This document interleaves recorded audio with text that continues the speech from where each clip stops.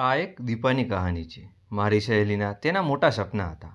એક સારું સંપૂર્ણ પરિવાર હશે, બધી ખુશીઓ હશે, સારો પતિ હશે, સારી નોકરી હશે, સારા સપના અને સામાન્ય મધ્યમ વર્ગીય પરિવારમાં જન્મેલી કોઈ પણ છોકરીના હોય છે અને એ જ સપના દીપાના હતા।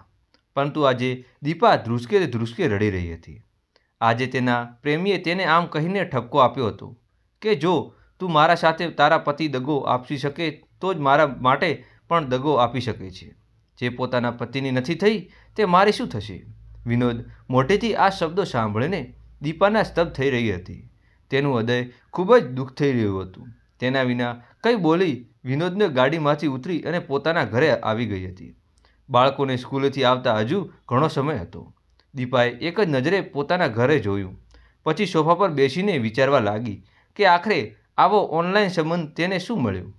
પોતાના પતિ અને પરિવારને દગો આપવાની તેને આખરે શું જ મળ્યું હતું?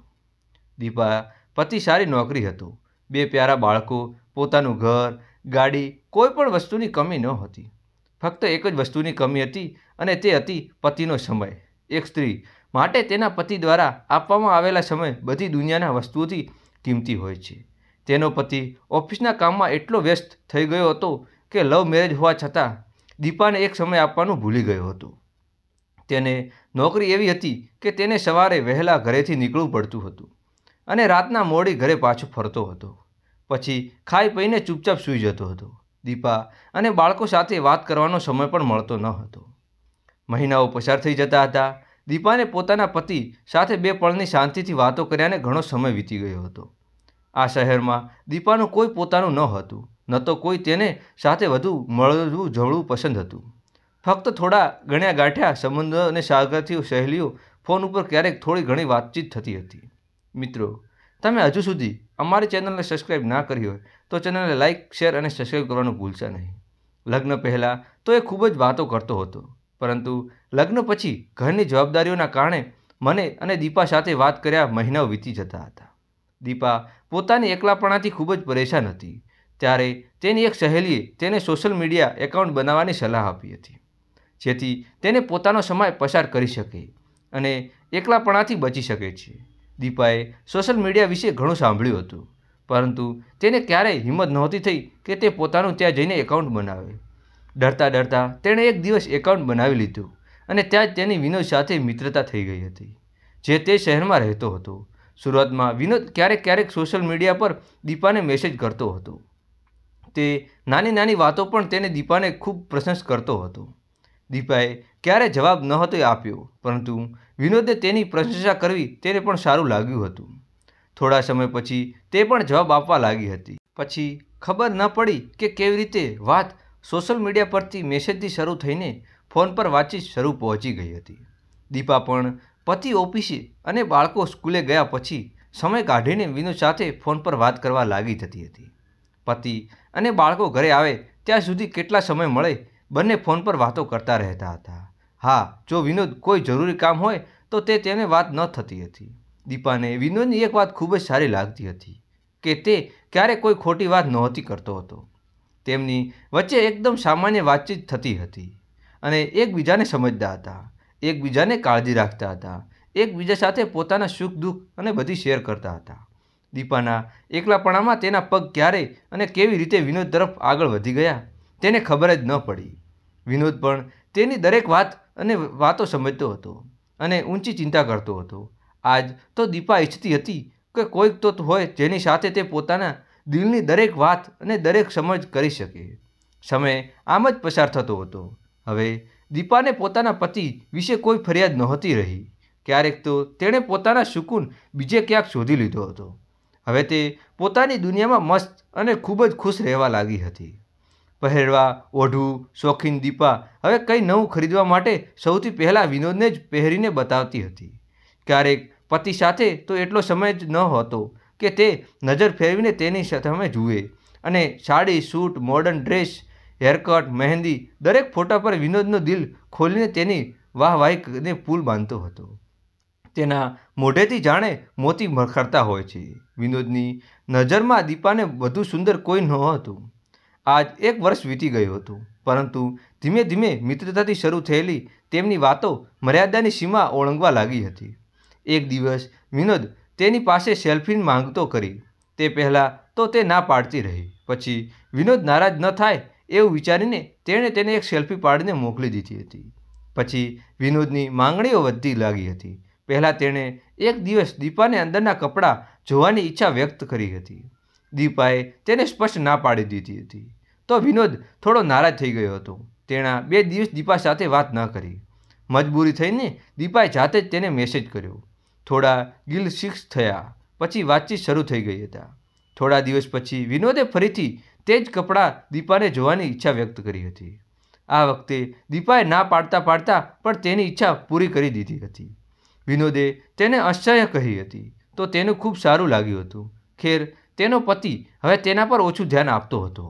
તો વિનોદ વાહવાહીથી તેની જાણે હવામાં ઉડાડી દીધી હતી અને તેની ખૂબ જ પ્રશંસા કરતો હતો. થોડા દિવસ પછી વિનોદ તેની સાથે બહાર મળવાનો પ્રસ્તાવ મૂક્યો હતો. તેણે કહ્યું કે બહાર કોઈ જોઈ લે તો શું બદનામી થશે. વિનોદ માનતો રહ્યો પરંતુ તે ન માની. તો વિનોદે પોતાના પ્રેમી દુહાઈ આપવા લાગ્યો હતો. કહેવા લાગે, તું તારા હાથેની એક કપ ચા પણ મને પીવડાવી શકતી નથી, મને કેટલો પણ હક નથી. ત્યારે દીપાએ કહ્યું હતું, ઠીક છે, ચા જ પીવી છે ને તો ઘરે આવીને પીવડાવી દઈશ. એક દિવસ દીપાનો પતિ કોઈ કામ માટે 3 દિવસ માટે ટૂર પર બહાર ગયો હતો. બાળકો સ્કૂલે જતા રહ્યા હતા તો તેણે વિનોદને કહ્યું કે તું ઘરે આવી શકે છે. વિનોદ તો આ જ દિવસની રાહ જોઈ રહ્યો હતો. વિના વિલંબ કર્યા વિના દીપા ઘરે પહોંચી ગયો હતો. ચા પીતા પીતા ક્યારે નજરો મળી, ક્યારે પ્રેમની વાતો થઈ ગઈ, ક્યારે લાગણીઓ વહેવા લાગી. બંનેની મર્યાદાઓ સીમાઓ ઓળંગી લીધી હતી. દીપાને ખબર જ પડી ન હતી. જ્યારે હોશ આવ્યો ત્યારે કહેવા સાંભળવા કે છુપાવવા માટે કંઈ બચ્યું ન હતું. આ ઘટના પછી થોડા દિવસો માટે દીપા અપરાધારમાં રહી ગઈ હતી. પરંતુ ધીમે ધીમે વિનોદ પોતાની વાતોથી તેના મનનો બોજ હળવો કરી દીધો હતો. તે દિવસ પછી દીપાએ પણ પોતાના વિનોદને પ્રત્યે સમર્પિત કરી દીધું હતું. પતિ નહીં પરંતુ પતિ જેવો તેનો વિનોદ માની લીધો હતો. પરંતુ આ બધું ને વધુ દિવસો ચાલ્યું. ધીમે ધીમે દીપાને લાગ્યું કે સમય સાથે વિનોદનું વર્તન ઘણું બદલાઈ રહ્યું છે. જો દીપાને ફોન પર 2 મિનિટ માટે બીજી હોય તો વિનોદ તેની પાસે ઢગલાબંધ સવાલો કરતો લાગ્યો હતો. વિનોદ નહોતો ઈચ્છતો કે દીપા તેના સિવાય કોઈ પાસેથી વાત કરે. અહીં સુધી તે દીપાને પોતાનો સગા વહાલાને પણ ફોન કરવાનું બંધ કરી દીધું હતું. તેના મમ્મી પપ્પા, ભાઈ બહેન જાતે ફોન કરે તો જ તે વાત કરતી હતી. તેમ છતાં જો બંને વિનોદ અને ફોન આવી જાય તો તેને દર વખતે પોતાની સફાઈ આપવી પડતી હતી. અને હવે વિનોદ તેના સોશિયલ મીડિયા એકાઉન્ટ પર પણ નજર રાખતો હતો. ક્યારેક કોઈની ટિપ્પણી લઈને, ક્યારેક કોઈની લાઇક કરી લઈને વિનોદ દરેક વખતે વાંકમાં વાંક ઉઠાડતો હતો. પરંતુ દીપા વિનોદને ગુમાવવા નહોતી ઈચ્છતી. તેથી તે વિનોદને જ કહેતી કરતી કે ઘણા જાણીતા લોકો દીપાને વિનોદને કહેવાથી કોઈ કારણ વગર બ્લોક કરી દીધી હતા. હવે ઘણી વખત વિનોદ નકામી વાતો પર જ દીપાને સાથે ઝઘડો કરવા લાગ્યો હતો. તે વાતમાં દીપાને ચરિત્ર પર સવાલ ઉઠાવતો હતો, તેના પર શંકા કરતો હતો. જ્યારે પણ બંને મળતા તો વિનોદ તેનો ફોન જરૂર તપાસ કરતો અને તે કહેતો, જે સ્ત્રી પોતાના પતિની નથી થઈ તે મારી કેવી રીતે થશે? જે સ્ત્રી પોતાના પતિને દગો આપી શકે છે તે મારા માટે વફાદાર કેવી રીતે રહેશે? વિનોદની આ બધી વાતો સાંભળીને તેનો દિવસ પહેલાં કરતાં દીપાએ અહેસાસ થયો કે તેણે કેટલું મોટું પાપ કર્યું છે. હંમેશા પોતાના પતિની ખામીઓ શોધનારી દીપા હવે તેના પતિના સારાઈને દેખાતા લાગી હતી. તે વિચારવા લાગી કે મારો પતિ તો મારા પાસે ક્યારે નથી પૂછતો કે હું ફોન પર કોની સાથે વાત કરું છું. તે ન તો તે ક્યારે મારો ફોન તપાસતો કરતો હતો. હંમેશા મારું કેટલું સન્માન કરે છે, મારા પર શંકા પણ કરતો નથી કે વાત જ નથી. એ અહીં મેં શું કર્યું? પોતાના એકલાપણો દૂર કરવા માટે એવા માણસને ચક્કરમાં પડી ગઈ હતી જે હવે તેના માનસિક અને ભાવનાત્મક તણાવનું કારણ બની ગયો હતો. તે હવે સમજાવું તે બેસીને કેવું જાળમાં ફસાઈ ગઈ હતી. તેને હવે બધું સમજાઈ રહ્યું હતું. તે દિવસે દીપાએ વિનોદનો નંબર તેના ફોનમાંથી તથા સોશિયલ મીડિયા પર બ્લોક કરી દીધો હતો. પરંતુ થોડા દિવસ પછી દીપાએ અનુભવ્યું કે વિનોદ તેના પીછો કરવાનું શરૂ કર્યું છે. તે જ્યાં જાય ત્યાં વિનોદ ત્યાં પહોંચી જતો હતો. નવા નંબરો તેને ફોન કરતો હતો અને તેને હેરાન કરતો હતો. દીપાએ ક્યારેય સપનામાં પણ નહોતું વિચાર્યું કે તેને આવી પરિસ્થિતિનો સામનો કરવો પડતો હશે.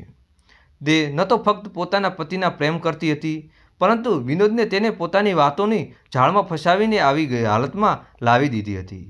પરંતુ હવે તે આ બાંધમાંથી બહાર નીકળવા ઈચ્છતી હતી અને આ સંબંધને અહીં જ વિરામ આપવા માંગતી હતી. મિત્રો, કહાનીને આગળ શરૂ કરું એના પહેલાં અમારી ચેનલને સબસ્ક્રાઈબ કરવાનું ભૂલશો નહીં. તેથી ના ઈચ્છતા પણ દીપાએ વિનોદને મળવાની વાત પકડી લીધી હતી. દીપાએ વિનોદને ઘણું સમજાવ્યું કે તેમની વચ્ચે જ પણ સંબંધ છે, તેનું કોઈ ભવિષ્ય નથી. તેથી આ બધું અહીં ખતમ કરી દેવું જોઈએ. આવું શંકા કરીને ઝઘડા કરવાનો શું ફાયદો છે? અને જ્યારે વિનોદે તેના ભરોસો જ નથી તો પછી આવા સંબંધનો શું અર્થ છે? જો કે વિનોદને ખબર હતી કે દીપાનું પોતાનું ઘર પરિવાર છે અને તે કોઈની પોતાનું ઘર પરિવાર નહીં છોડે. છતાં પણ વિનોદ રડી રડીને દીપા પાસે માફી માંગી લીધી હતી અને ફરી આવું ન કરવાનું વચન આપી દીધું હતું. સાથે જ એમ પણ જણાવ્યું હતું કે આજે આ બધું આમ જ ખતમ નહીં થાય. હવે દીપા સમજી ગઈ હતી કે વિનોદ આટલી સરળતાથી તેનો પીછો છોડવાનો નથી, પણ આ સંબંધ તેના માટે એક મજબૂરી બની ગઈ હતી. સાથે જ આ ડર પણ નહોતો કે ક્યારે વિનોદ તેના પતિને આ બધું ન જણાવી દે. તેથી તેણે પોતાની સમજાવી લીધી હતી કે જેમ ચાલે છે તેમ ચલાવી લઉં. ફરીથી એ જ બધું ફોન, મેસેજ, ચેટિંગ, મેટિંગ, વિનોદની વાતમાં સાંભળવું. ક્યાં બીજી હતી તેની સાથે જ વાત કરી રહી હતી. તેણે આવું કેમ કર્યું? એને બ્લોક કર. આટલી વાર ઓનલાઈન કોની સાથે ચેટિંગ કરતી હતી? પછી જાતે જ રૂઠી જતો હતો અને જો ન મનાવે તો પીછો કરતો હતો. ઝઘડું બસ આટલું બધું કરી ગયું હતું. આ બધાથી દીપા ખૂબ જ પરેશાન થઈ ગઈ હતી. ઉપરથી વિનોદે નાના મોટા બહાના કાઢીને તેની પાસે લાખો રૂપિયા પડાવી લીધા હતા. હારીને દીપાએ આ સંબંધનો આગળ વધારવાનો સ્પષ્ટ ઇનકાર કરી દીધો હતો. તો વિનોદે પોતાની આખરી દાવ ખેલ્યો હતો. તેણે દીપાની કેટલીક આપત્તિજનક તસવીરો તેને પાછી મોકલી દીધી. તેને જોઈને દીપાને આપઘાતમાં આવી ગઈ હતી. તેને લાગવા લાગ્યું કે હવે તેની પાસે આત્મહત્યા કરવા સિવાય કોઈ રસ્તો બચ્યો નથી. ત્યારે દીપાનો મને ફોન આવ્યો. રડતા રડતા તેણે મને પોતાની આખી કહાની કહી. મેં પહેલાં તો તેને ખૂબ ઠપકો આપ્યો હતો. તું બાળકી નથી કે કોઈના ઝાંસામાં આવી ગઈ હોય. જો આ વાત ખુલી જશે તો ખબર છે કે શું થશે. તું તારા પતિ અને બાળકોને નજરમાં ગીરી જઈશ. તું તારા ઘર પરિવારને ગુમાવી દઈશ. મેં કહ્યું, હવે શું કરવું ઈચ્છે છે? તેણે કહ્યું, મને આ બ્લેકમેલિંગમાંથી છુટકારો જોઈએ છે. હું મારા પરિવારને છૂટતું જોવા નથી ઈચ્છતી. મેં કહ્યું, ઠીક છે, હું કોશિશ કરીશ. છુટકારો 100% મળશે, પરંતુ ગુનો કર્યો છે તો સજા પણ ભોગવવા તૈયાર રહેજે. હું મારી તરફથી પૂરી કોશિશ કરી લઈશ કે વાત પૂરી ન ખુલે, પરંતુ જો ખુલી જાય તો સત્ય સ્વીકારવું પડશે. તારા પતિ ખૂબ સમજદાર છે. કદાચ તારી પરિસ્થિતિ અને સમજવામાં કોશિશ કરશે. મેં મારી એક મહિલા દોરિંગા મિત્ર સાથે વાત કરી અને તેમને વિશ્વાસમાં લઈને દીપાએ વિનોદને મળવા માટે ક્યાંક બોલાવ્યો. પછી પોલીસના દબાણથી દીપાને બધી તસવીરો અને ચેટ્સ બધું રિકરિંગ કરવામાં આવ્યું હતું. વિનોદનો ફોન કબજે કરવામાં આવ્યો હતો. તેની બરાબર ધોબલાઈ કરવામાં આવી હતી. થોડી વાર પહેલાં સુધી શેર બનેલો તરફ વિનોદ હવે એક બકરીની જેમ મીચાયેલો લાગતો હતો. પછી તેણે ચેતવણી આપીને છોડી દેવાયો હતો, પરંતુ તે પહેલાં તેના શરીર બરાબર છૂટું સહેલું કરી દેવાયું હતું. થોડા દિવસો સવાર સાંજ ઉઠતા બેસતા ભગવાનને જરૂર યાદ રાખજે આવ્યા હશે. આ રીતે દીપા અને તેના પરિવારમાં વિખરાઈ જતો બચી ગયો હતો. દીપાને મોડું થયું, પરંતુ સમજાયું કે તેને કેટલી મોટી ભૂલ થઈ હતી. ન તો તેને કોઈને આટલો હક કે મોટો આપવો જોઈએ કે કોઈ તેને અપમાનિત કરે, તેને આત્મસન્માનને ઠેસ પહોંચાડે. પોતે કરેલા ગુનાની ઝીલન પોતે દીપાને ભોગવી ચૂક્યો હતો. મારા કહેવાથી આખરે દીપાને નક્કી કર્યું હતું કે જો જરૂર પડશે તો તે પોતાના પતિને બધું સાચું સાચું કહી દેશે. પછી ગમે તે સજા મળે તે તેને સ્વીકારશે. ઓછામાં ઓછું તો આ બ્લેકમેલિંગ અને જીનતોમાંથી છુટકારો તો મળશે. આ ફક્ત એક કહાની જ નથી, આ એક સચ્ચાઈ છે. અને એ પણ સાચું છે કે આજે સોશિયલ મીડિયા પર દીપા અને વિનોદ જેવા ઘણા લોકો ભરાયેલા છે. હળવી ફૂલેલી મિત્રતા શરૂ થયેલા સોશિયલ મીડિયા આ ક્યારે ઓનલાઈન ચેટિંગ અને સંબંધોમાં ફરી જાય છે કોઈને ખબર નથી રહેતી અને અચાનક ભયંકર સ્વરૂપમાં લઈ લે છે. તેની કલ્પના પણ તમે નહીં કરી શકો. દરેક વસ્તુ કેટલાક ફાયદા અને નુકસાન જ હોય છે. દરેક વસ્તુમાં કેટલી સાચાઈ અને કેટલી ખરાબી હોય છે તે આ જાણવા મળે છે. એ જ રીતે સોશિયલ મીડિયા પણ સારાઈ અને ખરાબીઓનું સંગમ છે. હવે આપણા પર નિર્ભર છે કે આપણે સારાઈ અપનાવીએ છીએ કે ખરાબી. મિત્રો, કહાની સારી લાગી હોય તો ચેનલ લાઇક, શેર અને સબસ્ક્રાઈબ કરવાનું ભૂલશો નહીં અને કોમેન્ટ બોક્સમાં જય શ્રી રામ, જય શ્રી રામ, જય શ્રી રામ લખવાનું ભૂલશો નહીં.